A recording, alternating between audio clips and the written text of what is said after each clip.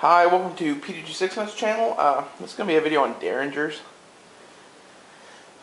This isn't really a review of a Derringer. It's just talking about them in general because, honestly, this revolver hasn't been made since the 80s. Sorry, not revolver, Derringer. I'm out of it tonight, guys. Sorry. This one hasn't been made since the 80s. It's a Davis Industries. I found it used. It's basically the same thing as the new Cobra Derringers. Little cheap, kind of throwaway type gun. But the reason I'm just going to talk about them in general is because I'm going to try to talk you out of buying one. Yeah, that's unusual for a gun review, I think. Let's adjust that camera a little. But why shouldn't you buy a Derringer? Well, it's pretty much the worst gun in the world to defend yourself with. I mean, you could get a small semi-auto, something like this. It's not all that much more difficult to carry, and you're way better armed. You only have 2 shots, and they're difficult to get off. Because really, the only way you could carry this thing would be like this. For a couple of reasons, and that's the safety right there. See, it's awkward to disengage. You have to come up here and pop off the round. But the reason you have to carry it that way is because you can't carry it with the hammer down.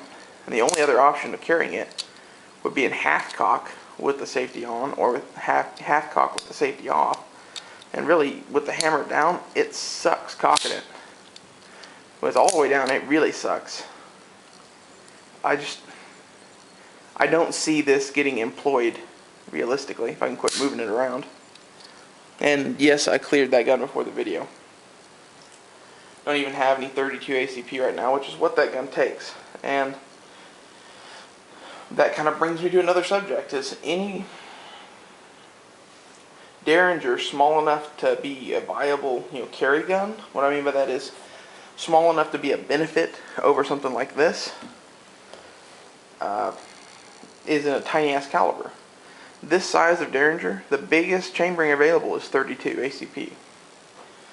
But PDG6, I can get a 38 or a 45 or a 9mm or this, that, or the other thing in that Derringer. But compare your 45 long Colt Derringer to any small semi-auto. It's virtually identical in size. You'd be stupid to carry that gun. Something like this is at least small enough that you can carry in your pocket. It's like a backup gun. And honestly, if you're going to do that, I would recommend the mini revolver from North American Arms because you have 5 shots.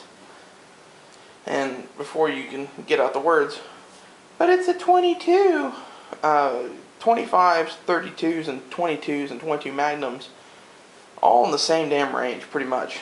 My personal choices of those rounds would be the 22 Magnum and the 32 ACP. And those are virtually identical. So, I would definitely take a 22 Magnum mini revolver over this gun. You get 5 shots, it's way easier to cock, it's easier to shoot. You can shoot pretty decent groups at, 15 yards. They're about the size of a basketball, but, you need better than that. Any Derringer cheap enough for you to consider, buying it really is junk. I mean, this gun is pretty junky. It works, but it's kind of like a zip gun in a way. I mean, its barrels are a joke. This thing hasn't been fired that much, and you can already see, if I can get it to focus. Ooh, it's not focusing.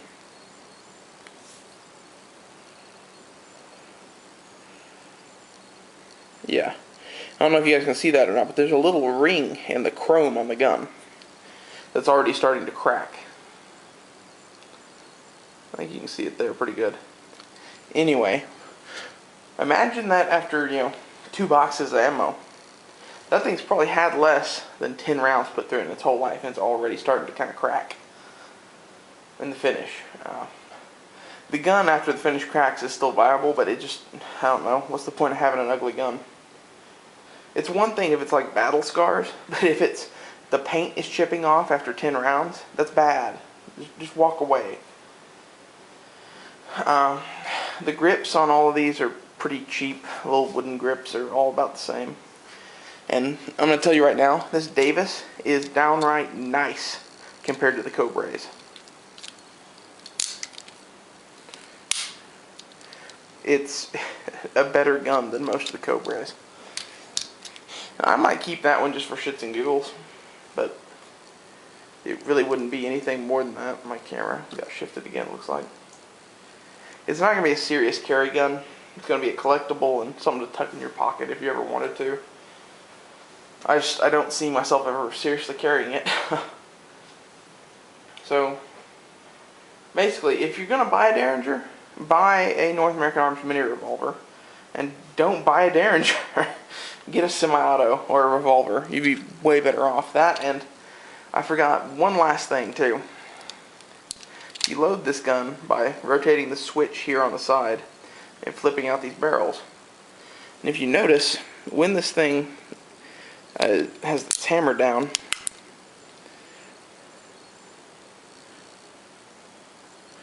you can see the firing pin protruding there. If it focuses, there it goes. Sort of, maybe. Sorry, my camera does not like things being up close. But that firing pin there is protruding. So if you reload it, and swing that back shut, it could fire. I don't know if it would or not. I think on the top chamber it would fire. On the bottom it might. The firing pin doesn't protrude as much on the bottom. Anyway, avoid these guns. Unless you just want one as a collectible, they're really useless. Thanks for watching. Be sure to thumbs up the video and subscribe.